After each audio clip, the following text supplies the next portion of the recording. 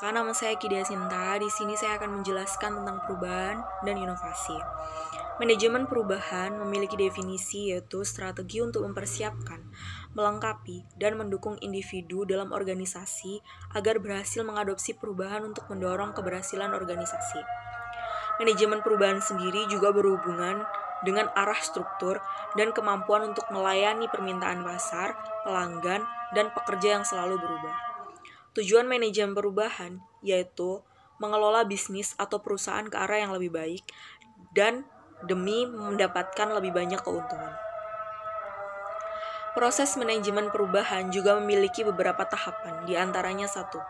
Identifikasi perubahan.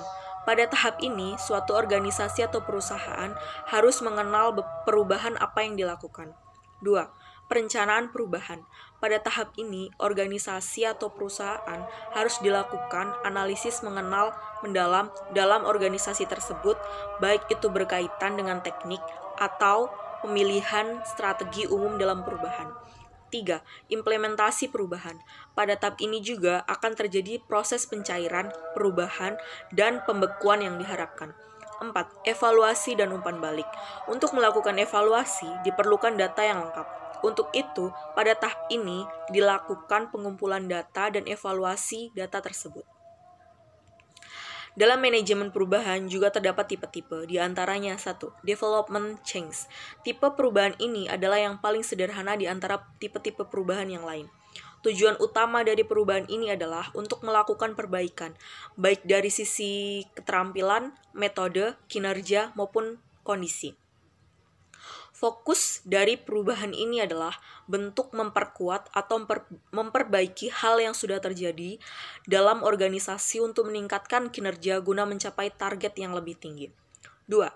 Transitional change.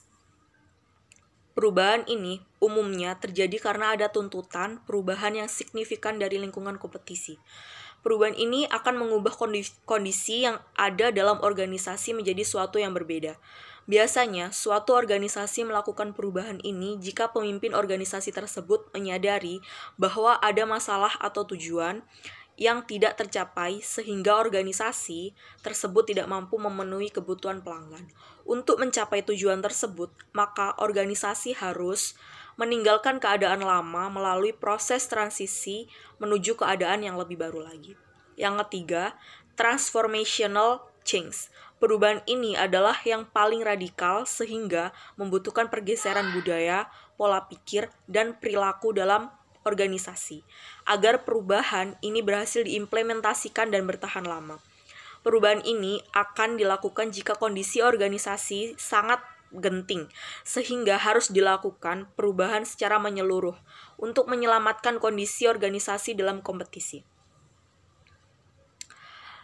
Dalam mengatasi penolakan atas perubahan, Koch dan French Junior mengusulkan ada beberapa taktik yang bisa dipakai untuk mengatasi resistensi perubahan, yaitu 1.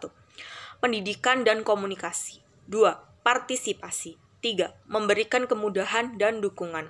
4. Negosiasi. 5. Manipulasi dan kooptasi. 6. Paksaan. Teknik dalam mengasah keterampilan inovasi, yaitu ada beberapa juga dijelaskan, yaitu dengan 1. Carilah ide dan catat dengan baik. 2. Tetap fokus dan selalu penasaran. 3. Beranilah untuk mengambil resiko. 4. Tetaplah rendah hati dan membuka diri. Untuk yang kelima, ikuti pelatihan innovation dan creativity. Demikian penjelasan saya tentang perubahan dan inovasi. Terima kasih.